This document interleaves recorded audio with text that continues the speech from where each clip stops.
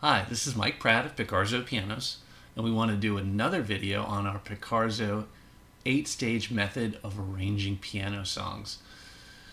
What we do is we take a lead sheet, which is a sheet of music that has a melody and chord symbols, and we arrange it in different stages of different levels of piano playing, all the way up to our stage 8 final stage, which is our flashy concert style. We have done an introductory video of Amazing Grace, which you can find on our YouTube site, which goes into a ton more detail about the software and how we do things in the software itself. And so with this video of Autumn Leaves, we're just going to basically show you the difference between the stages. Now the idea is that you should be arranging your own songs to your own level of playing.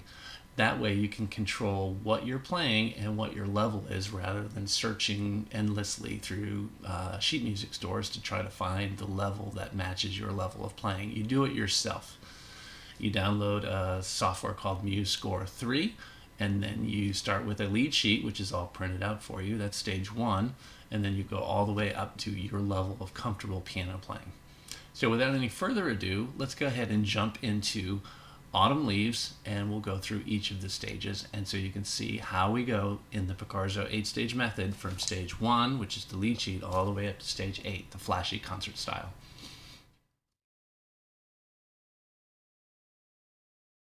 So let's get started with stage 1 of Autumn Leaves. Stage 1 is simply the lead sheet, and the lead sheets you can download from the internet, PDF file from the internet, or if you have a fake book, real book. I recommend buying a fake book that has a lot of the songs that you like and you want to play, because the fake book has all the lead sheets in it, and the lead sheets are just the melody with the chord symbols, and that is all you need to start arranging. So the melody tells you the melody of the song, and the chord symbols tell you the harmonies that you're going to need to start sounding good in it. So the first stage is to get MuseScore 3, a free open source software, download it, and then input the lead sheet as a separate file in there, and just take what you see and just put it in, create it. Again, our Amazing Grace video has a lot more details on how to create it in MuseScore 3, so watch that if you're having trouble using MuseScore 3. But once you get the hang of MuseScore 3, it's great. The only thing I added was a tempo marking. Most fake book lead sheets will just give you, a recommendation. Some may just say it's a jazz style or jazz speed. So I actually put in a number here that helps, so I can hear MuseScore play the song, and I can determine whether, when I play it, do I want it faster or slower. And so I'll play a few measures of this, and this is what you should do once you put the lead sheet in. You should go to the piano, play this 10, 15, 20 times, and get the melody in your head and get the melody in your fingers. So I'll play a few measures of it. It's kind of boring, so I won't play the whole thing.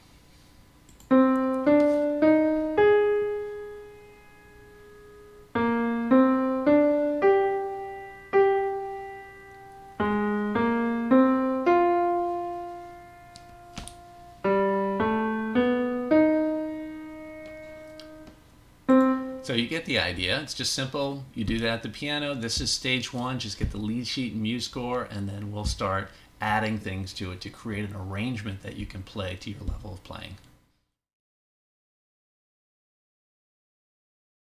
Now, with stage 1 complete, which is just entering directly from a lead sheet into MuseScore, you've got a stage 1 file in MuseScore. So you want to save that, and then you want to save as a copy to create a second file, and we're going to call that file stage 2. You can see when you have them all open in MuseScore, they are all tabs, and so they're all separate files which you can print, you can save as PDFs, etc. So stage 2, what is stage 2? So the first step is you take that lead sheet and you have to add a bass clef, because when we're piano players and we're arranging, we have to arrange for both hands.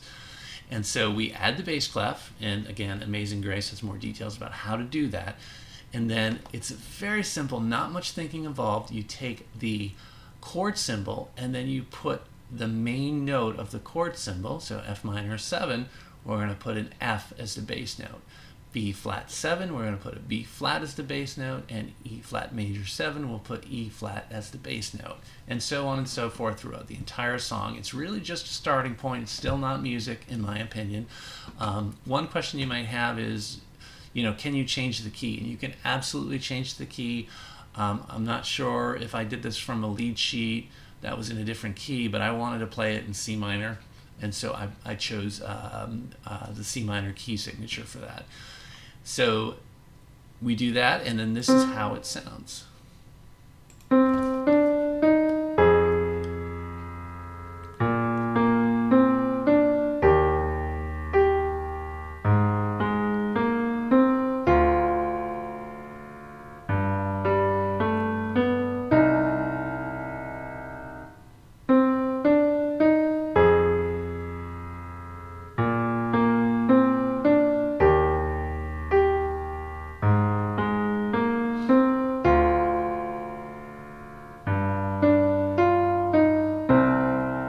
First section complete.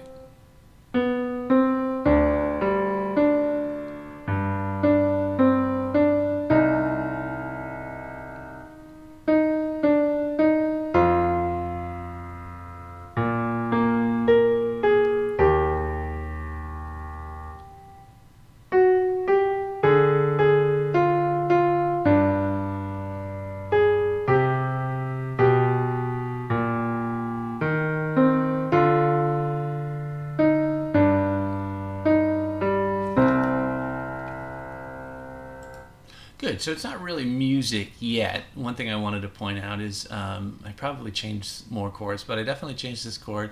This symbol means that it's a G7 chord, so G, B, D, F, and the slash means what note is in the bass. So when you're creating this bass, if you see that symbol in a lead sheet, that note has to be the bass note, or doesn't have to be, but should be the bass note, especially when you're just starting out. So again, this is stage 2. This is just putting in the bass note. It's not music yet, in my opinion.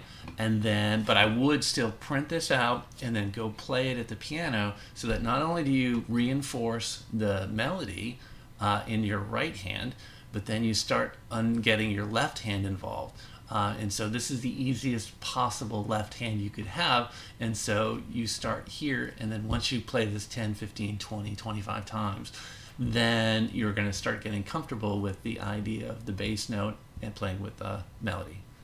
So then we'll move on to stage 3.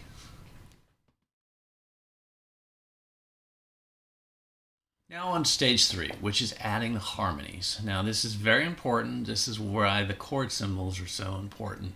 In stage 1, we just copied the melody and the chord symbols. Stage 2, you added the bass note, which is the main note of the chord, in the bass clef. And now we have to add the harmonies, and the harmonies are given to you by the chord symbols in that. So when you have an F minor 7, which is the first chord in our piece, we've got the F in the bass, we've got the A flat in the melody, and we know that F minor 7 is F, A flat, C, and E flat. So we have to add the C and the E flat in there to make it an F minor 7 chord. And so the easiest way to do that is to add the missing notes below the melody note in the treble clef. And so, for instance, we have the F and the A flat, so we added the C and the E flat in this spot. And we carried that over. I don't like to harmonize what I call pickup notes. I like those to be clean. And then when we get to the first main beat, or beats that are, have more than quarter notes in them, I tend to harmonize those. Sometimes I use 2 notes in the harmony. If it's a simple chord, if this were an F minor, I wouldn't have the E flat, I would just have the 2 notes. But since we're dealing with jazz and we have a lot of 7th chords, I tend to add the 2 extra notes in there. Sometimes you can skip the 5th, but there are a lot of rules of harmony beyond the scope of this. And so what we want to do is keep it as simple as possible. So in the F minor 7 chord, there's 4 notes. And so in the harmonic stage, we make sure that we have at least 3 of the 4 notes if we can't have all the 4 notes. So I don't harmonize these notes because I feel like they're kind of pickup notes to this measure. And so we harmonize the E flat major 7, which is E flat, G, B flat, and D. And so we have E flat in the bass that we put in stage 2. We have the G in the melody from stage 1. And so we needed to add the B flat and the D. And so we added them here and we doubled it on here. And so I'm going to play it so you can hear what it sounds like through the piece.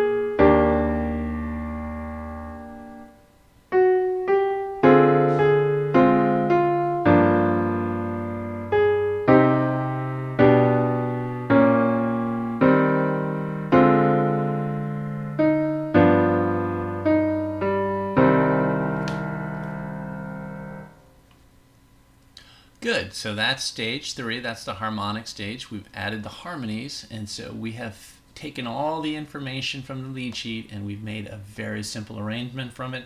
It's still not music because we don't have any motion in it, and next stage will help us start to get the motion involved. Now on stage 4, which we call the music stage. This is where it starts becoming music. And we think of it as easy piano. So these might be the easy piano arrangements you buy when you buy a book of, songs, easy piano. They might, look something like this. The good ones might. I think they actually sound like music. And so the first 3 stages, the lead sheet stage, adding the bass note, and the second stage 2 and stage 3 where you add the harmonies, doesn't sound like music. Not something I would play even if I were a beginner. But if I were a beginner, I would start, with stage 4. Stage 4, you've already practiced stage 1, stage 2, stage 3, and once you get to stage 4, and what is stage 4? This is the music stage, and we call it bass motion. So you need some motion to fill up the space on the whole notes. And so what we do is we take quarter notes and make sure that there's a quarter note playing almost everywhere, and so it gives it a sense of motion. And so how do you get the motion? So you change the bass note from the main note of the chord, the F in the F minor 7, and so then you start adding bass notes, and you can climb up an arpeggio in the bass. Very easy. So since we know F minor 7 is F, A flat, C, and E flat, we take F. We usually skip the third in the bass. You usually go from the root to the fifth, unless you're starting on a different note of the chord. But if you're starting on the root note of the chord, you go the fifth, the first, the fifth, then the first again, then the third. Then you've got almost everything covered. Sometimes if you want it really jazzy, you could take this F and make it an E flat and get all 4 notes of the chord in the bass. But I like to keep it simple. It's in my hands, so root, fifth, octave, and then the 10th or the third above it.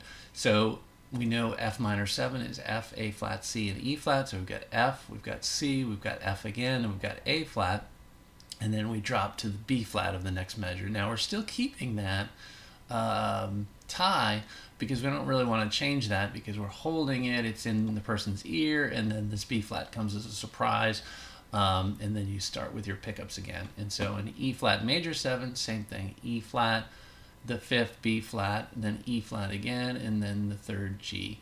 I also added pedal markings here. And so since this is all one chord, I like to hold the pedal down to give it some, fill up the environment, fill up the space, especially with a nice grand piano. You got the sounds running through the room, and you just keep the tones going.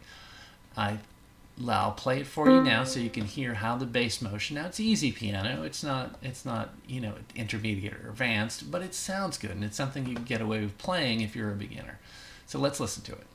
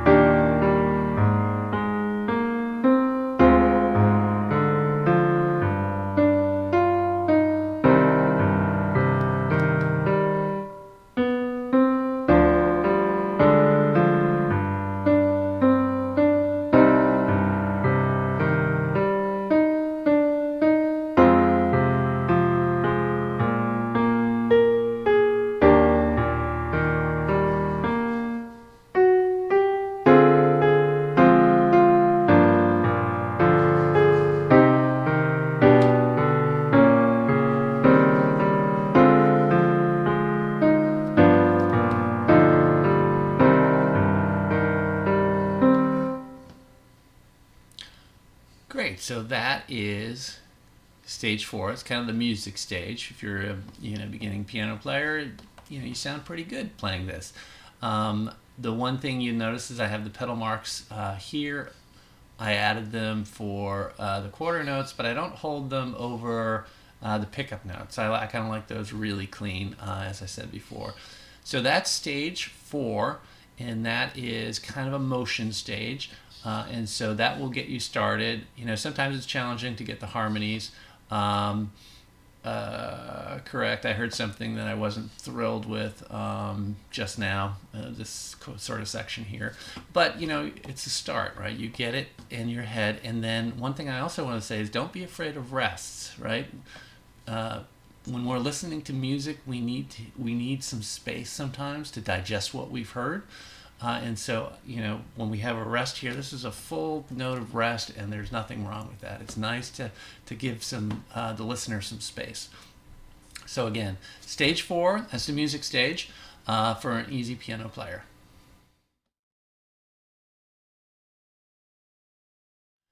Now we're on to stage 5. Stage 5 starts to get a little fun.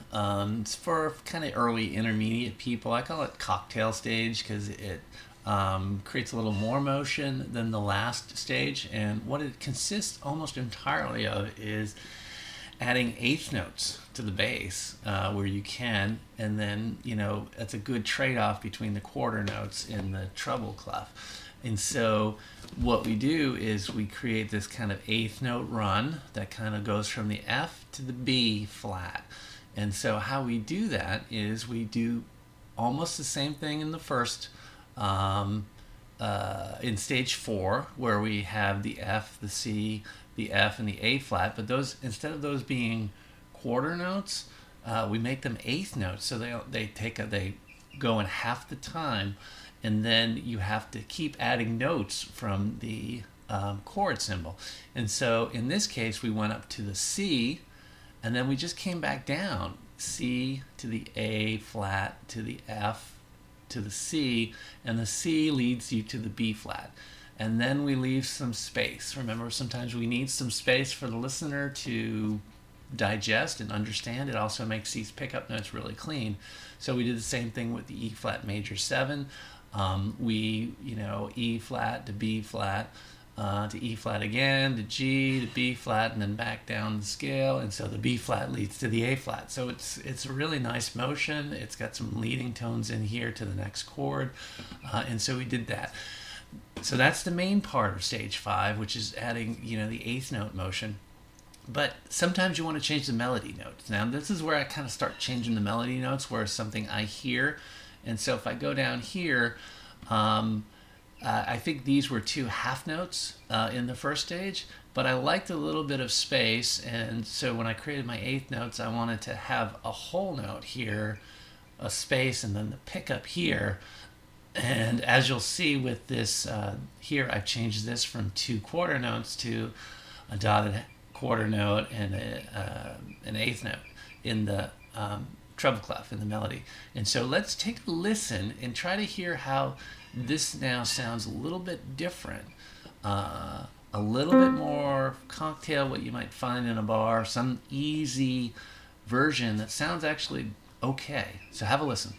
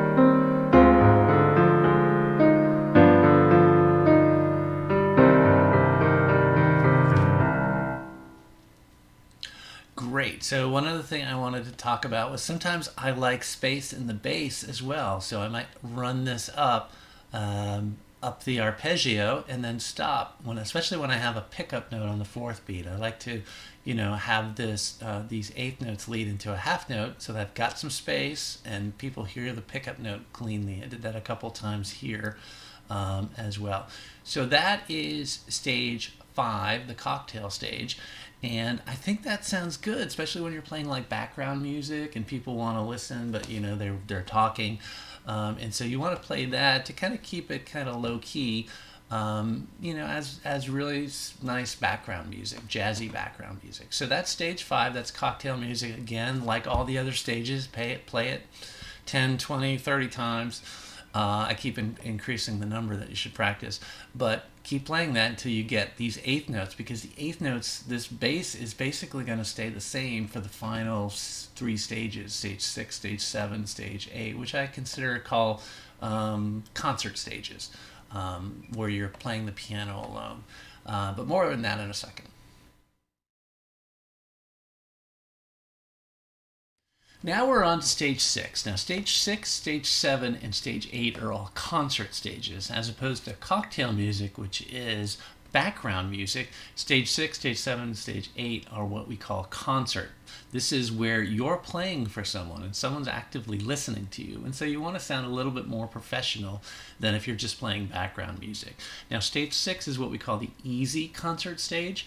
It's the minimum you need to do to make it sound professional. And how you do that is very simple. The bass clef that you played from stage 5 stays the same. And so all of these eighth notes to whole notes all stays the same. So what you're really doing is you're adding the octave above the melody. So the first melody that we had was a C, D, E flat to A flat. And so what we want to do is we want to add the octave above it. And so with pickup notes, I only add the octave above it. So we have the C, the D, the E flat here, and then we go up to the A flat. Now the melody is really an octave higher, and the rest of it is now harmony. And so we've moved the melody note from this in stage 5 to here in stage 5. And then we had to reharmonize, sometimes it's the same notes, between the octave that you play. And that is it for the easy concert stage. So once you've practiced stage 5 and you've got the bass, then all you're really doing is adding the octaves in the treble clef. So let's hear how that sounds and see what you think.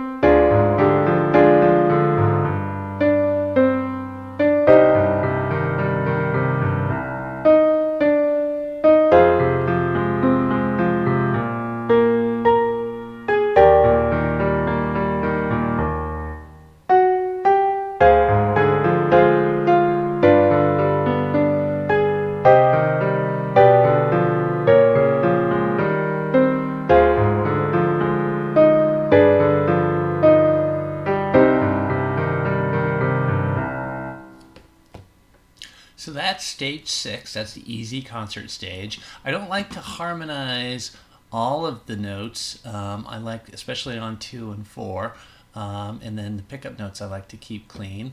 The only other thing I think I did in this was to change a bunch of these quarter notes to dotted quarter notes and eighth notes. I just hear that in my mind. It's kind of lilting. I kind of hear Autumn Leaves as lilting, and so I capture that by just changing the melody notes slightly from the 2 quarter notes to an eighth dotted quarter note and a eighth note. So that's stage 6. That's the easy concert stage. And then once you've mastered that, again, play it 20, 30, 40 times. And then you'll get the octave feeling in your right hand, and then you'll really have mastered the bass clef eighth notes. And then we'll be ready for stage 7. Now we're on to stage 7, which is our standard concert stage. This is where we're going to take the whole notes in the treble clef and add some chord fills to it to make it sound a little more full, give it a little more motion in the treble clef. We don't have to do too much, and we want to make it as simple as possible for the piano player, for the hand, so most of it is in the same hand position as the chord. So in our stage 1 or stage 6, our previous stage, this was a whole note. This F minor 7 chord was a whole note, and we held it into the next measure. So one of the motifs that I used was, hey, let's break the chord up into 2-note chords and play those and give it a little bit of motion that way. So people hear the melody, then they hear a little bit of chord fill, and then it resolves, keeps the same melody note now. But since we're breaking up the whole note, we have to harmonize this chord in the next measure. So here, for example, the F minor 7 chord, we're using A flat, C, E flat, and A flat, where A flat is the melody. What we're doing is we're using, the same notes of the chord. We're using A flat and E flat, going up to a C and an A flat, and then back down to A flat, E flat. And then the melody comes to an A flat, but we're going to harmonize the B flat 7 under that. So we'll have B flat, D, F, and A flat there. Now we have the keep some space. You always want to keep some space for the listener. And then we use the same motif here for the D minor 7 with the flat 5. Then here the second motif we use is at the end of the phrase where we have a C minor, and we can actually go up the chord to give it a little more interesting and a little more finality, because it's kind of ending the thought.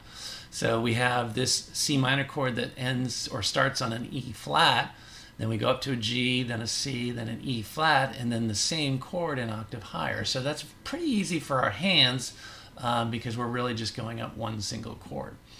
The third motif we used for chord fills here was in the second stage, where we have the chord here, which is a C minor again, but since we're going to a C minor for the second measure as well, we kind of build back up to the same chord.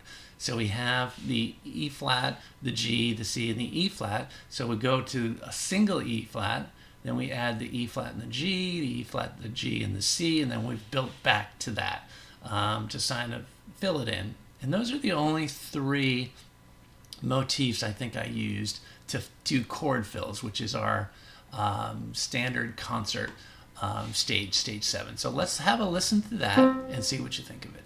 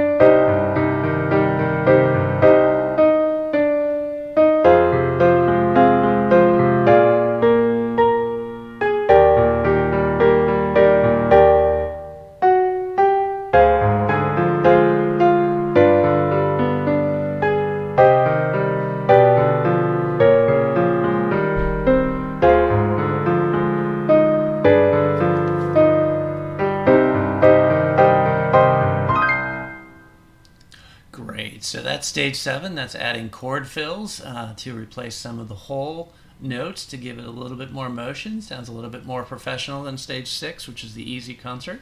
So this was the standard concert. And then we'll move on to the final stage, our stage 8.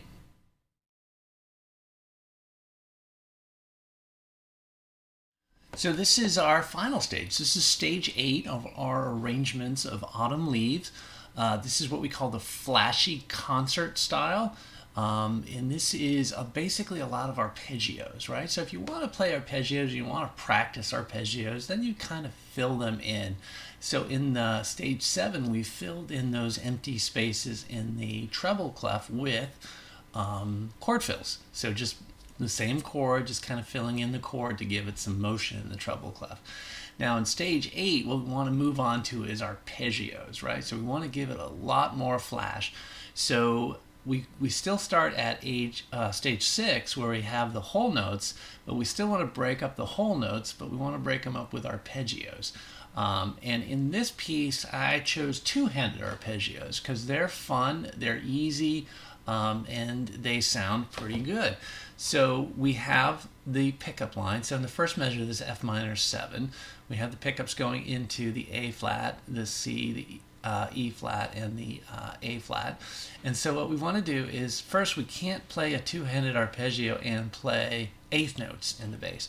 So we do basically a very standard, very easy root, fifth, and root again, octave above it. So F, C, and F for an F minor 7 chord, just to give us some harmony, and we'll pedal it so that it will hold it.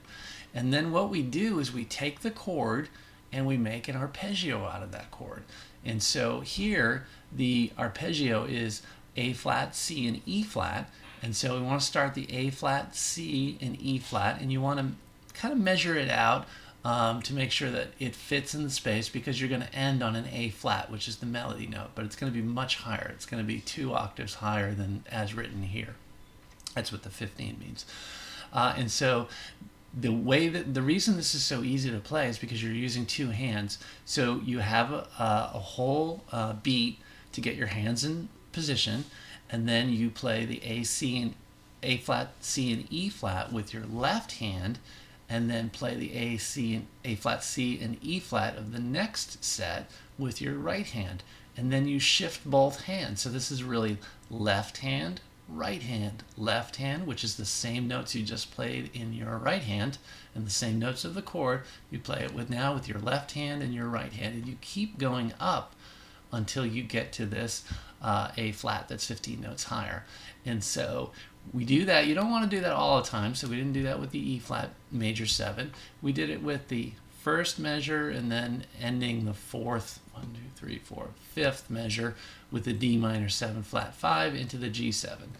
And then we kept the stage 7 increasing chords, chord fill here, and then in the next section we did the arpeggio, same arpeggio style, a couple more times, just because, you know, it's so much fun to practice, and it sounds flashy. It sounds very Liberace, and Liberace was one of my early influences that I really enjoyed listening to. And so you see how this kind of sounds. It's very simple. It's just taking this chord and then making a two-handed arpeggio out of it. And then see how that sounds to you.